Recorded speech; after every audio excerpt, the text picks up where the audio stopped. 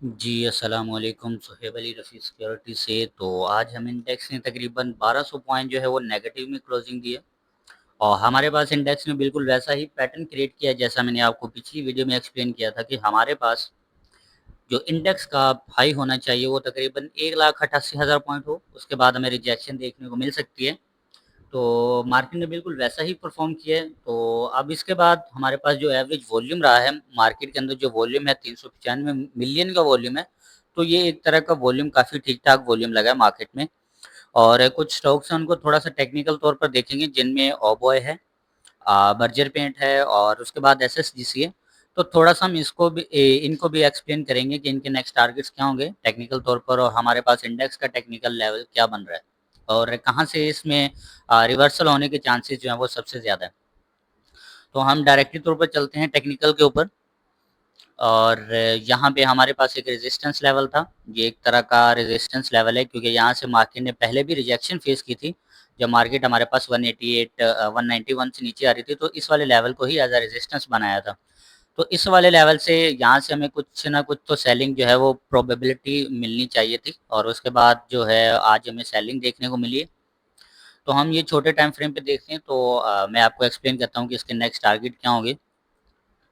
अब मैं यहाँ पे आपको जो चीज़ जो है वो समझाने लगा हूँ, तो ये आपके लिए जो है वो बहुत ही फ़ायदेमंद होगी और आगे भी जो है वो फ़ायदेमंद साबित होगी। देखिए, जब मार्केट में आपको डाउन साइड से प्रेशर हो, यानी कि नीचे से अपर साइड की प्रेशर हो और उसके बाद ऊपर से डाउन साइड का प्रेशर आपको मिले, जिस तरह ये एक मूव है। देखो, यहाँ से डाउन साइड में इसको एक पहले प्रेशर मिलता है। यहाँ से हमारे पास मार्केट में बाइंग आना शुरू होती है और मार्केट जो है वो पहले हाफ आवर में 1,37,331 पॉइंट तक पहुँच जाती है, दोबारा रिकवर करती है। उसके बाद इस वाली कंसोलिडेशन फेज़ बनाती है और उसके बाद ये ऊपर से इसको प्रेशर आना शुरू होता है। इसको इस वाली कैंडल से अपर से प्रेशर आना शुरू हुआ। अब इसमें मार्केट क्या करती है कि पहले जो है वो अपना एक फेक मूव जो है वो क्रिएट करती है। अब ये जो डाउन साइड आ रही है, ये एक तरह का मूव नहीं है, ये एक फेक मूव है। फेक मूव से मुराद यानी कि पहले दोनों साइड से प्रेशर आ रहा है, तो ये पहले अपर साइड जाएगी। अगर ये अपर साइड जाती तो ये डाउन साइड आना था, लेकिन ये पहले अपने आप को डाउन साइड लेके आ रही है, जो कि एक तरह का बहुत ही ज़बरदस्त जो है वो मूव क्रिएट करेगी, क्योंकि ये अपर साइड जाना चाह रही है, तो इसलिए पहले इसको डाउन साइड आना चाहिए। अच्छा, पहले ये डाउन साइड आ रही है। अब यहाँ पे देखें तो मार्केट जो है वो डाउन साइड आ रही है। हमारे पास इसका जो लेवल है वो इस वाले लेवल के बिल्कुल नीचे है। ये जो 184 1,44,394 पॉइंट। अब यहाँ पे इसका आना क्यों ज़रूरी है? क्योंकि यहाँ पे ये एक लिक्विडिटी पैटर्न छोड़ आया है, लिक्विडिटी ज़ोन छोड़ के आया है हमारे पास इंडेक्स। और इस वाली लिक्विडिटी के कलेक्ट किए बगैर तो इंडेक्स ऊपर नहीं जा सकता, यानी कि 188 का जो लेवल है इसको ब्रेक नहीं कर पाएगा। तो इसके लिए इसको लिक्विडिटी चाहिए, और लिक्विडिटी हमारे पास सबसे ह्यूएस्ट यानी कि काफ़ी ज़्यादा लिक्विडिटी जो है 184 के ऊपर है। अब उसके पीछे का रीज़न मैंने आपको बताया था कि हमारे पास 184 के पास ही सपोर्ट लेवल था। तो मार्केट ने उसको डायरेक्ट रेजिस्टेंस लेवल था, तो उसको डायरेक्ट ब्रेकआउट किया, तो अब एज अ रीटेस्टिंग के तौर पर आ रही है। अब यहाँ पे ये जो मूव जनरेट हो रहा है हमारे पास, ये जो सेलिंग हमें देखने को मिल रही है, ये रियल सेलिंग नहीं है, ये एक तरह की फेक सेलिंग है, फेक मूव है। क्योंकि मार्केट को अपर साइड से भी और डाउन साइड से दोनों तरफ से प्रेशर मिल रहा था। यानी कि डाउन साइड से मार्केट को नीचे से प्रेशर मिल रहा था कि आपने ऊपर जाना है, और अपर साइड से इसको प्रेशर मिल रहा था डाउन साइड का। तो इस तरीके में मार्केट क्या करती है कि पहले अपना एक फेक मूव क्रिएट करती है, उसके बाद रियल मूव जनरेट करके देती है। यानी कि मैं आपको बताता हूँ इसमें क्या है कि सबसे पहले हमारे पास ये एक फेक मूव है।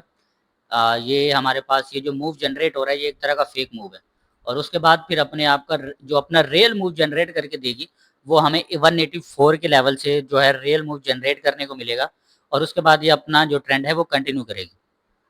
ठीक है, जब दोनों साइड से प्रेशर हो, जिस तरफ भी मूव है आपने समझ जाना वो एक फेक मूव है। उसके बाद मार्केट जो है वो अपना रियल प्रेशर दिखाती है, रियल मूव दिखाती है, और ये रियल मूव जो होता है वो काफ़ी स्ट्रॉन्ग होता है।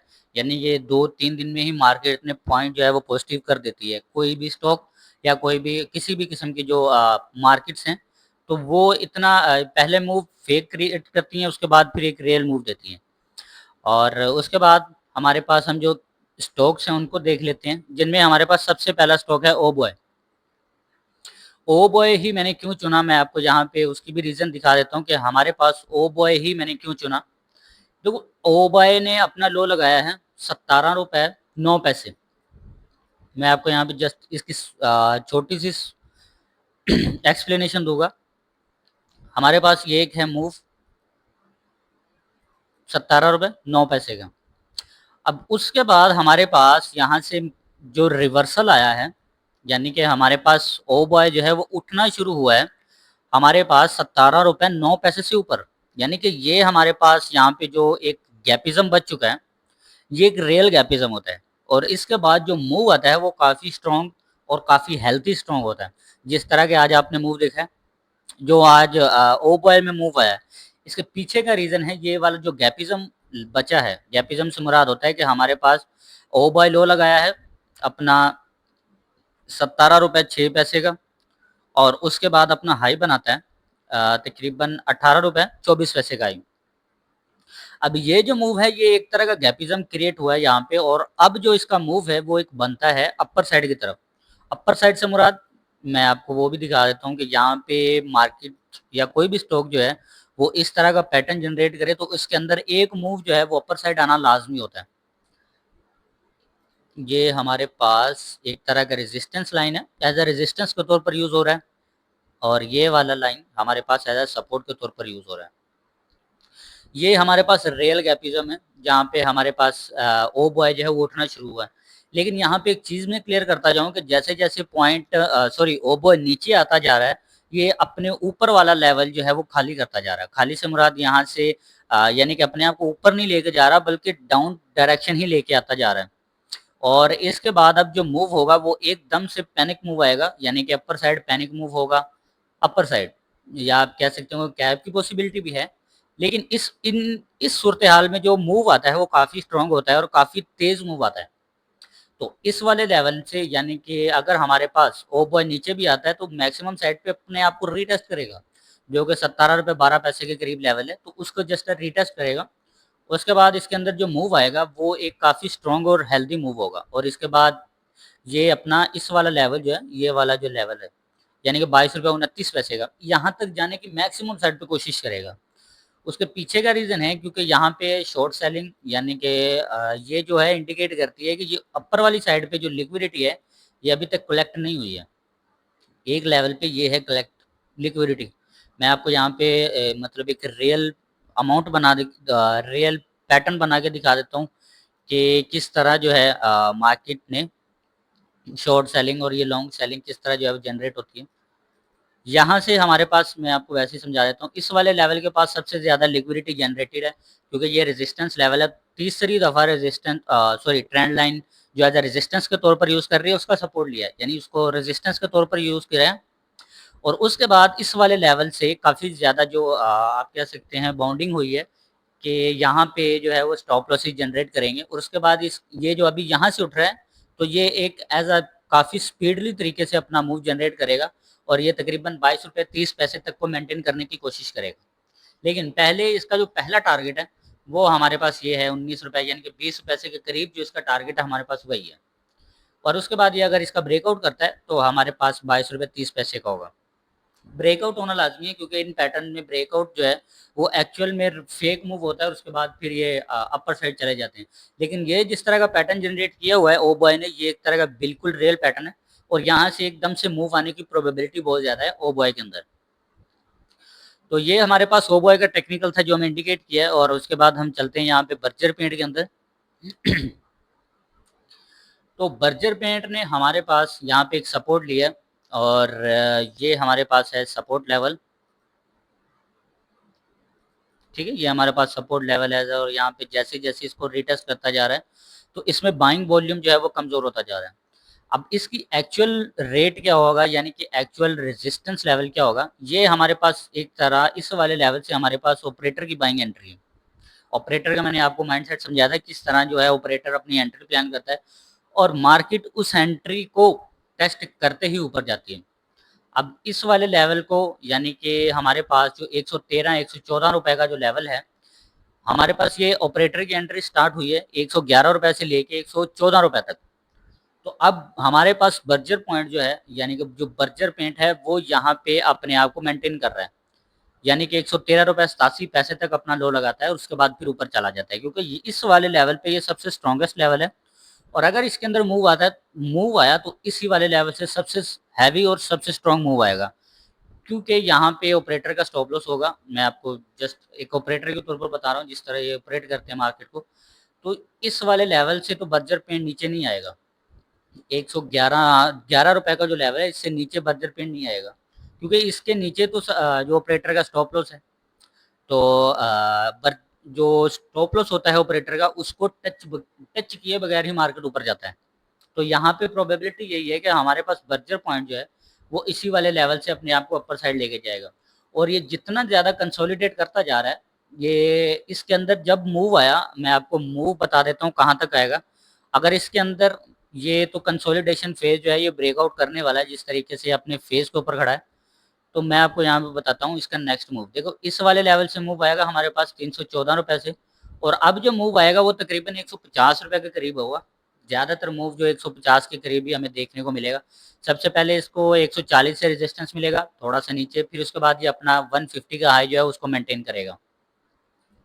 मैं यहाँ पे बता देता हूँ, तो हमारे पास 150 का टारगेट है इसका पहला बर्जर का, और ये हमें इसी वाले लेवल से उठेगा।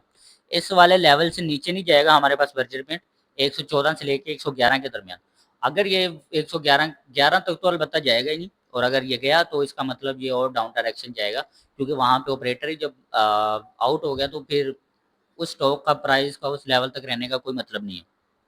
तो हमारे पास ये है बर्जर पॉइंट जो हमें इंडिकेट कर रहा था, वो मैंने आपको एक्सप्लेन किया। उसके बाद हमारे पास तीसरा स्टॉक है SSGC। ये काफ़ी अच्छा मोमेंटम है, इंट्राडे में ये हमें एक मूव जो है वो क्रिएट करके दे सकता है। तो हमारे पास यहाँ पे हमें एक हेल्दी पुल बैक मिलता है। SSGC हमें को तकरीबन 19 रुपये 27 पैसे से दोबारा पुल बैक देखने को मिला है, और अपना हाई बनाता है को 23 रुपये 26 पैसे के करीब। उसके बाद ये एक एज रेजिस्टेंस के तौर पर यूज़ कर रहा है इस वाले लेवल को। ये एक ट्रेंड लाइन है, इसको माइनर ट्रेंड लाइन कहते हैं, या आप वो इसको रे भी कहा जाता है, लेकिन मैं अपनी ज़ुबान में इसको रे कहता हूँ, ट्रेंड लाइन भी होती है। रे से मुराद होता है कि आपने सिर्फ और सिर्फ इनके जो हाई हैं उनको मार्क करना होता है। देखिए इनको मार्क करना था। अब इसका जो लेवल होगा ना वो इसी ट्रेंड लाइन को रीटेस्ट करेगा, या तो इस ट्रेंड लाइन को एज सपोर्ट के तौर पर, रेजिस्टेंस लेवल के तौर पर यूज़ करेगा। अगर ये इस वाले लेवल से उठने की पॉसिबिलिटी तो बहुत ज़्यादा है।